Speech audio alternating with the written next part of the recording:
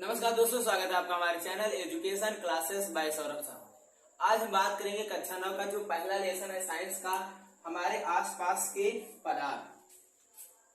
ये कक्षा 9 का पहला लेसन है, हमारे आस पास के पदार्थ, यानी कि हमारे आसपास कैसे पदार्थ हैं, ये इसमें बताया गया है कि हमारे आसपास किस प्रकार के तत्व होते हैं। ये सब इस लेसन में बताया गया है। अणु, परमाणु, ये सब बताया गया। तत्व, यौगिक, मिश्रण, समांगी, विषमांगी, ये सब इस लेसन में बताया गया है। कक्षा 9 का साइंस का पहला लेसन है और कह सकते हैं कि रसायन विज्ञान का भी पहला लेसन है। तो सबसे पहले हमारे आसपास बहुत से पदार्थ होते हैं जिन्हें हम छू करके, देख करके, सूंघ करके और अपने अनुभव द्वारा उन्हें पहचानते हैं कि ये कौन से पदार्थ हैं। हम सूंघ के बता देते हैं कि कौन सा एक गैस की खुशबू आ रही है, गैस की बदबू आ रही है। हम छू करके बता देते हैं कि ठोस है, कि द्रव है, या कौन सा पदार्थ है। इस प्रकार से हम छू करके, देख करके आदि क्रियाओं के द्वारा, भौतिक और रासायनिक क्रियाओं के द्वारा हम या भौतिक क्रियाओं के द्वारा पदार्थों को पहचानते हैं कि हमारे आसपास कौन से पदार्थ हैं और क्या पदार्थ। तो हम इनको जो पहचानते हैं तो हम इनका कुछ क्लासिफिकेशन करते हैं, यानी कि हम उनका वर्गीकरण करते हैं। पहचानते हैं हम सभी पदार्थों को तो उनका कुछ ना कुछ वर्गीकरण होता है। सबसे पहले तो ये जानना जरूरी है कि जितने भी वस्तुएं हैं पृथ्वी पर, जितने भी पदार्थ हैं, इनके अंदर दो प्रमुख गुण होती हैं। एक तो गुण ये होता है कि उनका अपना एक मास होता है, यानी कि उनका एक द्रव्यमान होता है। प्रत्येक पदार्थ का एक अपना जो प्रमुख गुण होता है, दो प्रमुख गुण होते हैं सभी पदार्थ में। हमारे आसपास चाहे जो भी पदार्थ हो, चाहे जिस अवस्था में हो, एक तो उनके पास उनका द्रव्यमान होता है, द्रव्यमान, यानी कि उनका मास होता है। चाहे वो गैस हो, चाहे फिर वो कोई कुर्सी, मेज हो, पानी हो, तेल हो, कुछ भी हो, उसका अपना एक द्रव्यमान होता है और दूसरा उसका कुछ ना कुछ आयतन होता है। यानी कि हम जिन पदार्थों को पहचानते हैं उन्हें दो, उनके प्रमुख जो गुण हैं वो एक है कि द्रव्यमान, दूसरा है आयतन। यानी कि सभी पदार्थों के पास ये गुण पाए जाते हैं।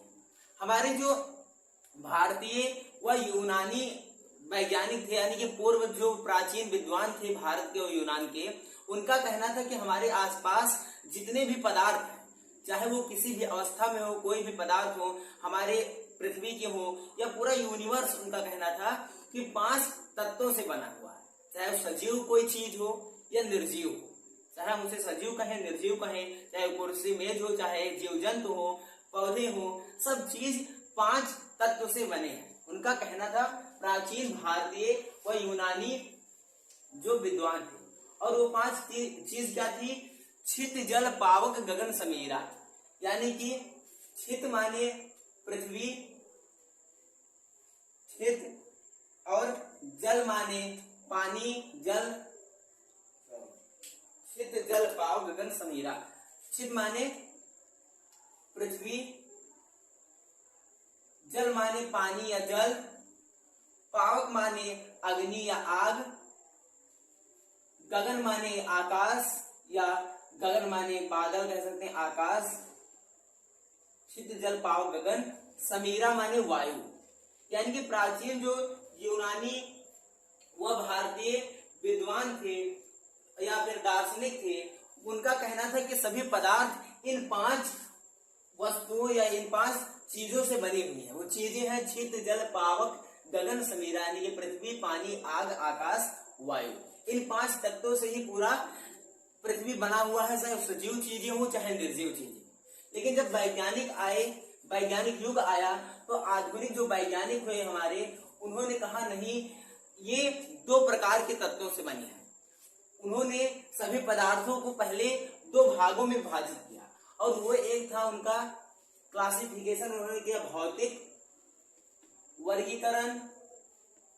उन्होंने 2 आधार पे वर्गीकरण किया, एक भौतिक वर्गीकरण, दूसरा रासायनिक वर्गीकरण। एक उन्होंने भौतिक वर्गीकरण किया, दूसरा रासायनिक वर्गीकरण। भौतिक भौतिक में उन्होंने क्या किया, भौतिक में उन्होंने मतलब 3 विभाजन किए, एक ठोस, दूसरा जो था वो है द्रव, यानी कि द्रव्य, द्रव माने तो पदार्थ। देखिए द्रव और द्रव्य में बहुत अंतर होता है। द्रव्य माने होता है पदार्थ और द्रव माने होता है तरल जो चीजें होती हैं, जैसे पानी, तेल, ये सब जो होता है पदार्थ, ये द्रव होता है। और जो पदार्थ को कहते हैं उसे द्रव्य कहते हैं। तो उन्होंने 3 विभाजन किया, एक कहा ठोस, एक द्रव और एक गैस। ये हमारे आधुनिक वैज्ञानिकों ने वर्गीकरण किया, क्लासिफिकेशन किया। किसके आधार पर? सभी पदार्थों को भौतिक वर्गीकरण और रासायनिक वर्गीकरण। रासायनिक में उन्होंने क्या किया? रासायनिक में सबसे पहले उन्होंने 2 किया, एक शुद्ध पदार्थ, एक मिश्रण। एक शुद्ध पदार्थ, एक मिश्रण। एक शुद्ध पदार्थ, एक मिश्रण। शुद्ध पदार्थ में भी उन्होंने 2 किया, एक किया उन्होंने तत्व, दूसरा उन्होंने किया तत्व और दूसरा उन्होंने किया यौगिक।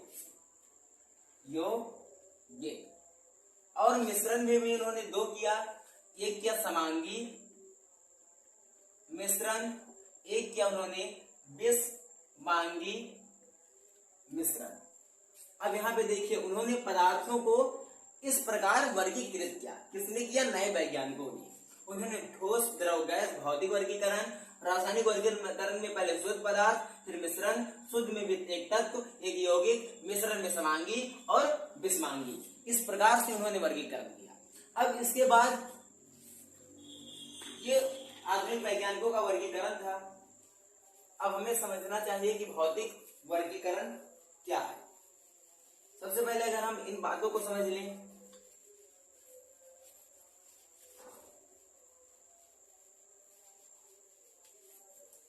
तो सबसे पहले ये कि ठोस क्या है, भौतिक वर्गीकरण में ठोस क्या है, द्रव क्या है और गैस क्या है, ये हमें समझना होगा। उन्होंने भौतिक वर्गीकरण जो किया कि ठोस क्या है, द्रव क्या है और गैस क्या है। तो ठोस वे पदार्थ होते हैं जिनका एक निश्चित द्रव्यमान तो होता है, मतलब द्रव्यमान जिनका निश्चित होता है और इनका एक आयतन भी निश्चित होता है। जो ठोस होते हैं इनका द्रव्यमान व आयतन निश्चित होता है। इनके जो पदार्थ कण होते हैं, यानी कि परमाणु कह सकते हैं, अणु कह सकते हैं, जो कण होते हैं इनके, ये बहुत पास पास में होते हैं, इसीलिए ये एक दूसरे से जुड़े होते हैं।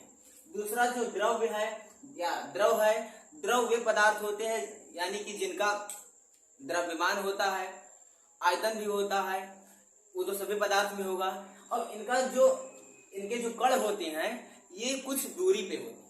प्रमुख गुण ये है कि इसके जो कण होते हैं ये बहुत पास पास में होते हैं। जो द्रव के कण होते हैं ये इससे मतलब कुछ ज्यादा दूरी पर इनके कण होते हैं, इसलिए तैरने का गुण इनके अंदर पाया जाता है। और जो गैस होते हैं इनके जो कण होते हैं ये बहुत दूरी पर होते हैं। जैसे ठोस में हम कुर्सी, मेज कुछ ले सकते हैं, तो उनके जो कण होते हैं बहुत पास पास होते हैं। मार्कर है तो मार्कर के जो कण हैं बहुत पास पास है, इसलिए इस प्रकार से जुड़ा हुआ है, उसे हम अलग जल्दी नहीं कर पाते। ये जो होते हैं इनकी कुछ दूरी पर होते हैं, इसीलिए आप देखते हैं कि पानी को हम बीच में हाथ नाप सकते हैं, लेकिन उसे फिर भी हम अलग नहीं कर सकते क्योंकि वो जुड़े होते हैं, लेकिन फिर भी उनके कुछ कण दूर होते हैं। और गैस जो होते हैं इनके कण बहुत दूर होते हैं, इसीलिए हमें दिखाई भी नहीं देते क्योंकि कण दूर हैं, ये फैल जाते हैं, तुरंत उड़ने लगते हैं। ये इनके प्रमुख रासायनिक मतलब भौतिक वर्गीकरण के तीनों के गुण होते हैं। अब शुद्ध पदार्थ और मिश्रण जो था, शुद्ध पदार्थ और मिश्रण, तो शुद्ध पदार्थ में 2 थे, एक था तत्व, एक था यौगिक। तत्व, एक यौगिक। तत्व क्या है? एक प्रकार के परमाणुओं से बना पदार्थ तत्व होता है। तत्व क्या होता है? जो एक प्रकार के परमाणुओं से बना होता है, उन्हें हम तत्व कहते हैं। तत्व में सभी जो परमाणु होते हैं एक प्रकार के होते हैं। और यौगिक क्या है? इसमें 2 या दो से अधिक एक अनुपात में मिलाए गए परमाणु के समूह को हम यौगिक कहते हैं। इसमें दो या दो से अधिक प्रकार के अणु होते हैं, यानी कि परमाणु के समूह होते हैं, लेकिन उनका जो अनुपात होता है वो निश्चित होता है कि इतने अनुपात में होगा। जैसे जल हो गया तो जल का फार्मूला ये होता है। तो इसमें ये है कि हाइड्रोजन 2 होंगे, ऑक्सीजन 1 होगा, यानी कि इसका जो अनुपात है कि ये 2 और ये 1, ये अनुपात इसका फिक्स है, इसीलिए ये यौगिक होते हैं। यानी कि अगर हम इन्हें कम कर देंगे, ज्यादा कर देंगे इनके अनुपात को, तो ये यौगिक फिर नहीं रह जाएंगे। और जो मिश्रण होता है और तत्व जो होते हैं वो जैसे ये हो गया हीलियम या फिर ऑक्सीजन या फिर क्या नाम है कोई भी गैस ले लें, तो ये सब जो होते हैं ये एक ही प्रकार के परमाणुओं से बने जो होते हैं वो तत्व होते हैं, जो दो या दो से अधिक परमाणुओं से बने लेकिन एक अनुपात में बने होते हैं, वो यौगिक होते हैं। अब इसके बाद जो दूसरा था मिश्रण, मिश्रण क्या होता है, उन्हें किसी भी अनुपात में मिला दिया जाए, यानी कि उनका कोई अनुपात नहीं होता, उसे किसी भी अनुपात में मिला देते हैं तो मिश्रण हो जाता है। लेकिन मिश्रण में भी दो प्रकार के होते हैं, एक समांगी और एक विषमांगी। समांगी विषमांगी क्या होते हैं? समांगी वो होते हैं जो पूरी तरीके से मिल जाते हैं, विषमांगी वो होते हैं जो पूरी तरीके से नहीं मिलते। समांगी यानी कि हम जल ले लें, उसमें चीनी मिला दें तो वो दोनों घुल जाएंगे, फिर हम उसे भौतिक तरीके से अलग नहीं कर पाएंगे। रासायनिक तरीके से भी अगर हम उसे जलाएंगे तो कार्बन बन जाएगा, वो अलग नहीं होगा। यानी कि समांगी वो होते हैं कि दोनों पदार्थों के जो परमाणु होते हैं वो पूरी तरीके से घुल जाते हैं। मिश्रण तो होता है कि मिश्रण में घुल जाता है, लेकिन समांगी मतलब वे दोनों परमाणु पूरी तरीके से एक दूसरे में घुल जाएं तो समांगी होते हैं। और विषमांगी माने होता है कि हम चीनी में बालू मिला दें या पानी में बालू मिला दें तो उसमें वो मिलेगा नहीं, क्योंकि उसके कण अलग अलग रहेंगे। यानी कि विषमांगी वो होते हैं जो दोनों परमाणु आपस में नहीं मिलते, मिश्रण होता है उनका लेकिन उनके जो परमाणु होते हैं आपस में नहीं घुलते, तो विषमांगी होते हैं। और अगर आपस में घुल जाते हैं तो वो समांगी होते हैं। अब इसके बाद समांगी विषमांगी हो गया पूरा। अब कुछ जो गुण होते हैं पदार्थों के, यानी कि जो पदार्थों के कण के कुछ गुण होते हैं वो ये है कि पदार्थ के जो कण होते हैं अत्यधिक सूक्ष्म होते हैं। पहला गुण है कि पदार्थ के कण अत्यधिक सूक्ष्म होते हैं। दूसरा, पदार्थ के कणों के बीच में रिक्त स्थान होता है। तीसरा, पदार्थ के कण निरंतर गतिशील रहते हैं। और चौथा, पदार्थ के कण एक दूसरे को आकर्षित करते हैं। ये पदार्थों के कुछ गुण हैं, उनके भौतिक गुण है कि एक तो पहला है कि पदार्थ के कण अत्यधिक सूक्ष्म होते हैं। इसको अगर आप देखना चाहते हैं तो इसे देखिए, फिर आप समझ जाएंगे। और ये जो पदार्थ के कणों के बीच में रिक्त स्थान होता है, पदार्थ के कण निरंतर गतिशील रहते हैं और पदार्थ के कण एक दूसरे से आकर्षित रहते हैं। इन सबको देखने के लिए आपको पहले ये देखना होगा, ये देखने के बाद आप समझ जाएंगे। सबसे पहले आप एक गिलास में पानी लीजिए और देखिए आधा गिलास हमने पानी लिया है, उस पर मार्कर से चिन्ह भी लगा दिया है। इसके बाद हम इसमें चीनी मिला देते हैं। अब चीनी मिलाने पे इसमें घुल जाता है और घुलने के बाद भी जहाँ पे हमने चिन्ह लगाया है उतना ही इसमें चिन्ह के बराबर ही घुलने के बाद भी जल का आयतन रहता है, वो बढ़ता नहीं है। ऐसा क्यों होता है? ऐसा इसलिए होता है क्योंकि प्रत्येक जो द्रव होता है, चाहे वो कोई भी द्रव हो, ठोस हो, द्रव्य हो या गैस हो, उसके जो परमाणु होते हैं, कण होते हैं, उसके बीच में एक रिक्त स्थान होता है। प्रत्येक दो परमाणु के बीच में रिक्त स्थान होता है, जिसमें जब हम चीनी या नमक पानी में जैसे घोलते हैं तो उन रिक्त स्थान में जाकर भर जाता है। ये बात जरूर सुना होगा कि पदार्थ बहुत सूक्ष्म कणों से मिलकर बने होते हैं। चलिए आज हम आपको ये बात दिखाते हैं। सबसे पहले पानी ले लीजिए, फिर इसमें इंक मिला दीजिए। इसमें हम देखिए इंक मिला दे रहे हैं, यह है स्केच का इंक हमने मिला दिया। अब देखिए धीरे धीरे ये इसमें पूरा घुल गया। अब घुलने के बाद ये देखिए नीला दिख रहा है।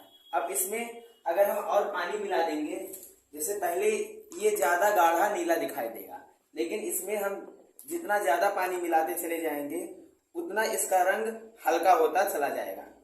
अब देखिए ये कितना हल्का हो गया। ऐसा क्यों हो रहा है? क्योंकि इंक के परमाणु जो हैं वो बहुत सूक्ष्म हो रहे हैं। इंक के जो कण हैं वो पानी के कण में पूरी तरह से मिल जाते हैं। जितना कम पानी होता है उतना ज्यादा वो गाढ़े होकर एकदम मिल जाते हैं। लेकिन जब हम और पानी उसमें मिलाते चले जाते हैं तो धीरे धीरे इसके जो परमाणु हैं इंक के वो और विभाजित नहीं हो पा रहे हैं, इसलिए वो पूरी तरीके से उसमें नहीं मिल पा रहे हैं। क्योंकि जब हम थोड़े से पानी में इंक मिला रहे हैं तो उसके जो परमाणु है पूरी तरीके से इंक के उसमें घुल जा रहे हैं, उसके कण पूरी तरीके से घुल जा रहे हैं। लेकिन जब हम उसमें और पानी मिलाते चले जा रहे हैं, पानी मिलाते चले जा रहे हैं तो इंक के जो परमाणु हैं वो, या फिर हम कह सकते हैं इंक के जो कण हैं वो और विभाजित नहीं हो पा रहे हैं। जितना तक विभाजित हुए उतना वो मिले। लेकिन अगर हम इसमें और पानी, बहुत पानी मिलाते चले जाएं तो एक समय ऐसा आएगा कि बहुत हल्का हो जाएगा रंग इसका, क्योंकि वो और विभाजित नहीं हो पाएंगे और वो घुल नहीं पाएंगे, इसलिए उनका रंग जो है वो हल्का हो जाएगा। इससे ये सिद्ध होता है कि जो पदार्थ के कण होते हैं वो बहुत सूक्ष्म होते हैं और वो धीरे धीरे एक स्थान ऐसा आता है कि उनके जो कण होते हैं उससे ज्यादा विभाजित नहीं हो पाते हैं। अगर आप पदार्थों के बारे में अध्ययन करते हैं या पदार्थों के गुणों के बारे में जानते हैं तो आपने पदार्थों के गुणों में पढ़ा होगा कि पदार्थ के जो कण होते हैं वो गतिमान होते हैं, यानी कि वो गति करते हैं। आज हम आपको सिर्फ ये बताएंगे नहीं बल्कि करके दिखाएंगे। सबसे पहले आपको एक अगरबत्ती लेना है और उसे माचिस से जलाना है। अगर इस अगरबत्ती को हम पास करके सूंघते तभी हमें इसकी सुगंध पता लगता है, और दूर में जो व्यक्ति होगा, दूर होगा इससे, उसे इसकी सुगंध नहीं पहुंचेगी। लेकिन अगर हम इसे जला देंगे तो इसका जो सुगंध है उस व्यक्ति तक पहुंच जाएगा और इसका जो धुआं है वो भी उड़ने लगेगा, यानी कि इसके कण जो हैं, सुगंध के कण जो हैं वो दूर जो व्यक्ति है अगरबत्ती से उसके पास भी पहुंच जाएंगे। इससे सिद्ध होता है कि हाँ ये गति करते हैं। चलिए आपको दिखाते हैं कि ये जो धुआं करते हैं वो किस प्रकार से दूर भी पहुंच जाते हैं। ये पहले जो अगरबत्ती है ये, इसके अगर हम सूंघेंगे तभी इसकी खुशबू मिलेगी, लेकिन इसके बाद जलाने के बाद देखिए इसके जो कण हैं वो धुआं के रूप में, सुगंध के जो कण है वो धुआं के रूप में दूर दूर तक जा रहे हैं और दूर बैठे व्यक्ति को भी इसकी सुगंध पहुंच जाती है। इससे सिद्ध होता है कि हाँ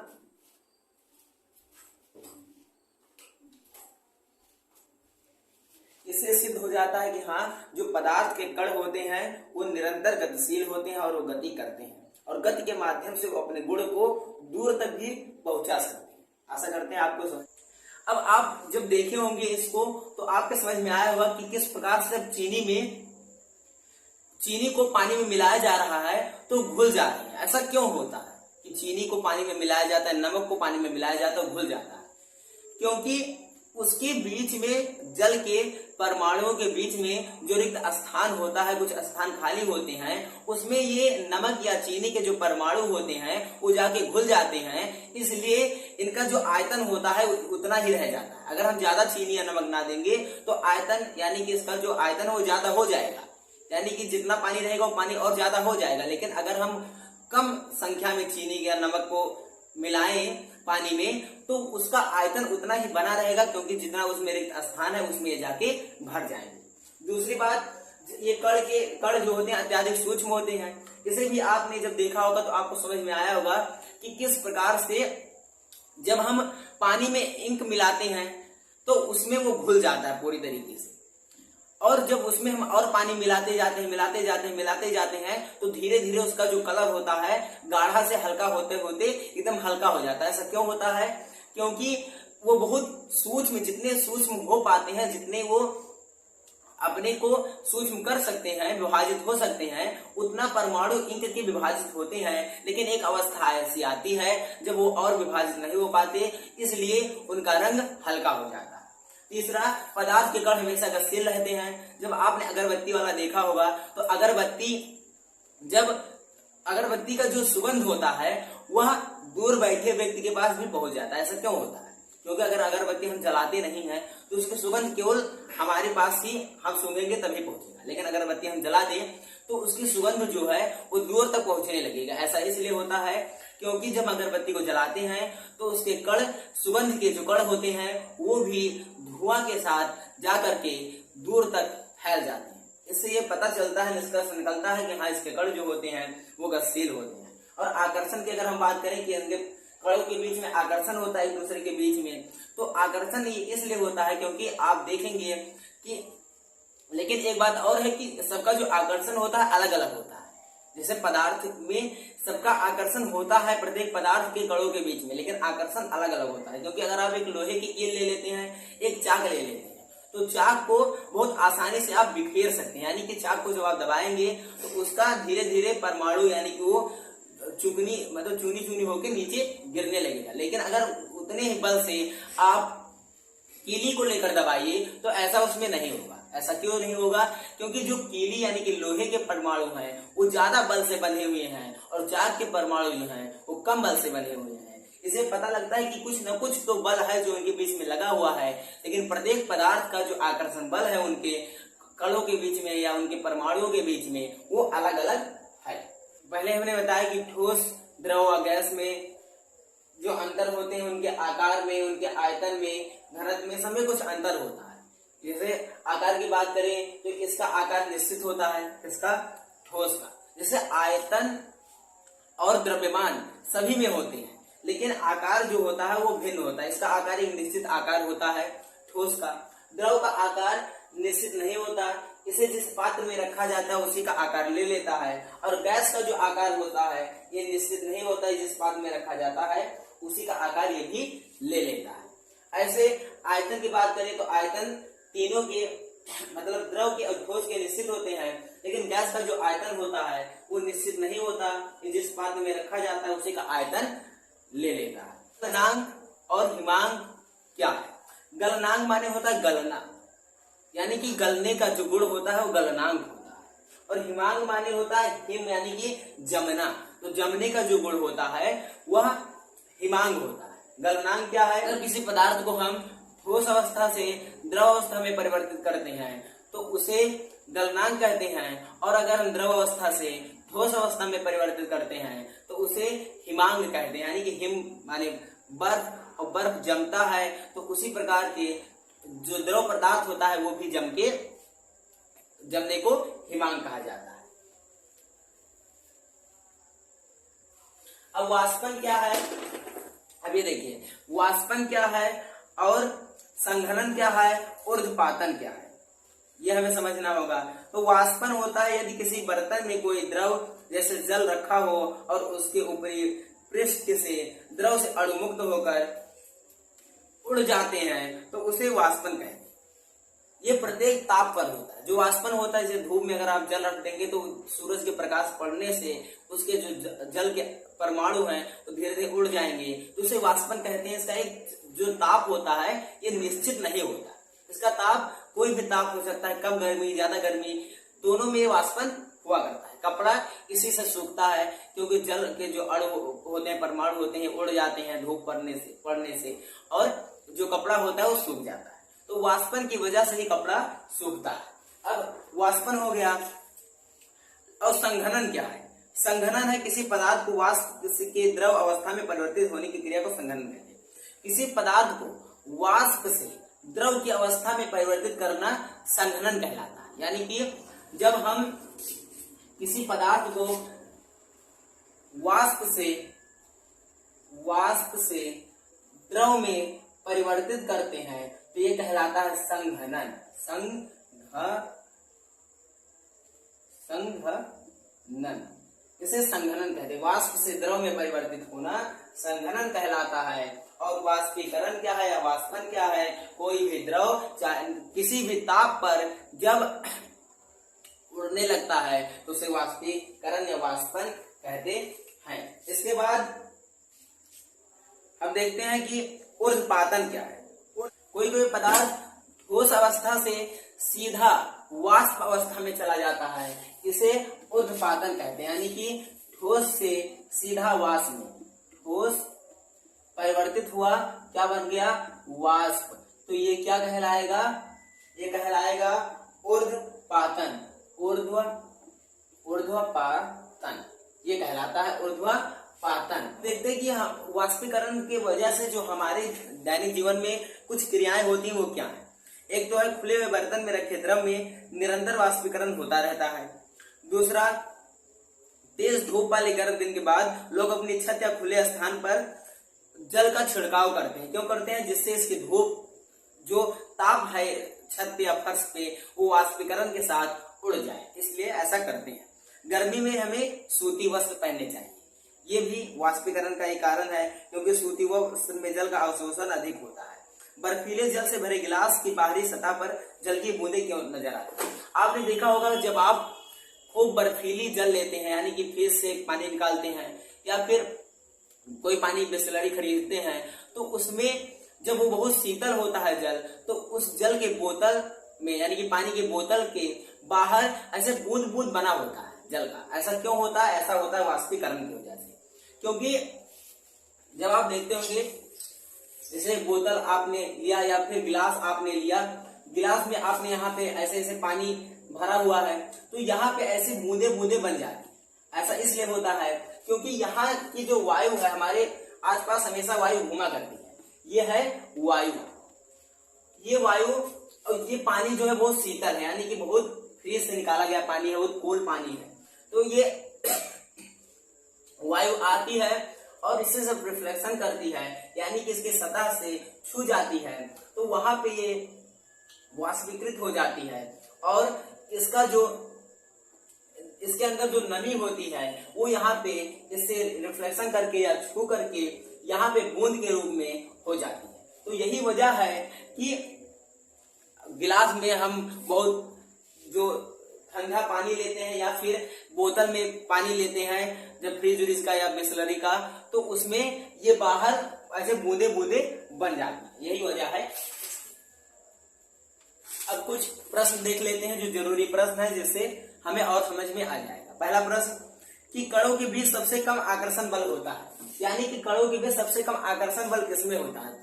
ठोस में होता है, द्रव में होता है कि गैस में होता है? तो इसका आंसर है गैस। क्योंकि आपने देखा होगा, अनुभव भी किया होगा कि गैस जो होते हैं इनके जो कण होते हैं इनके बीच में आकर्षण बल कम होता है, इसलिए फैल जाते हैं और हमें दिखाई नहीं देती है। दूसरा प्रश्न, किसी ठोस का सीधे गैसीय अवस्था में बदलना कहलाता है, यानी कि कोई ठोस है सीधे गैसीय अवस्था में बदल जाता है तो उसे क्या कहते हैं? अभी पहले भी मैंने बताया कि सीधे वाष्पीय अवस्था में बदलना किसी ठोस का ऊर्ध्वपातन कहलाता है, यानी कि किसी ठोस का सीधे गैसीय अवस्था में बदलना ऊर्ध्वपातन कहलाता है। अब ऐसे कोई पदार्थ का नाम बताइए जिसमें ऊर्ध्वपातन होता है। तो ऊर्ध्वपातन पहला होता है कपूर, नवसादर। कपूर का अगर हम कहें तो आप देखते होंगे कपूर को आप जलाते हैं तो सीधा कपूर जलने के बाद सीधे वो क्या बन जाता है? धुआं बन जाता है, यानी कि सीधे ठोस अवस्था से सीधे गैसीय अवस्था में बदल रहा है। तो इसे ही वो किसी गैस को द्रवित करने के लिए क्या चाहिए? तो इसका आंसर है कि निम्न ताप व उच्च दाब। कणों के मध्य सबसे कम स्थान होता है। किन कणों के मध्य, यानी कि किन पदार्थ की तीन अवस्थाएं होती हैं? ठोस, द्रव, गैस। अब बताइए इन तीनों में कौन से पदार्थ के कणों के बीच सबसे कम स्थान होता है? तो ये आपका सही है, क्योंकि ठोस के जो कण होते हैं यानी कि पदार्थ होते हैं, अब कोई पदार्थ ले लीजिए, मार्कर ले लीजिए, कुर्सी ले लीजिए, कुछ भी ले लीजिए, कोई ठोस चीज, तो इसमें देखिए इसके कण जो है बहुत ज्यादा पास पास है, यानी कि इनमें गैप बहुत कम है, तो इसलिए इसका आंसर ये होगा। अब और प्रश्न देखते हैं। निम्न में से पदार्थ नहीं है, बताइए। हवा, सर्दी, गंध, शीतल पेय, इनमें से पदार्थ क्या नहीं है? तो इनमें से पदार्थ नहीं है सर्दी, क्योंकि सर्दी कोई पदार्थ नहीं होता है।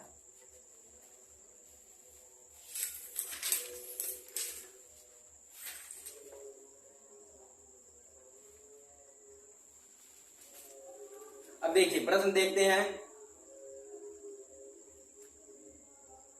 पदार्थ के कणों के आकार के विषय में आप क्या जानते हैं? पदार्थ के कणों के आकार अत्यंत सूक्ष्म होते हैं। फिर एक पदार्थ ऐसा बताइए जो ऊर्ध्वपातन करता है, कपूर। फिर दो गैस के नाम बताइए जिन्हें घर तथा अस्पताल में यूज किया जाता है, एलपीजी और ऑक्सीजन गैस। फिर केल्विन पैमाने पर जल का क्वथनांक तथा हिमांक होता है। क्वथनांक और हिमांक क्या होता है? तो क्वथनांक होता है 373 केल्विन, हिमांक होता है 273 केल्विन।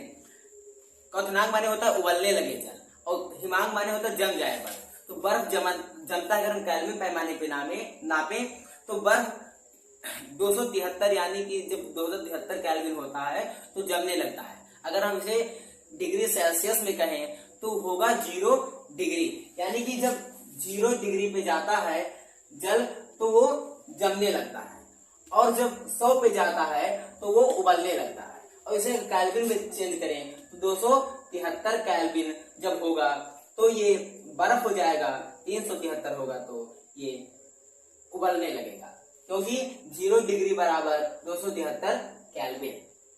ये सेल्सियस में है, ये केल्विन में। अब इसके बाद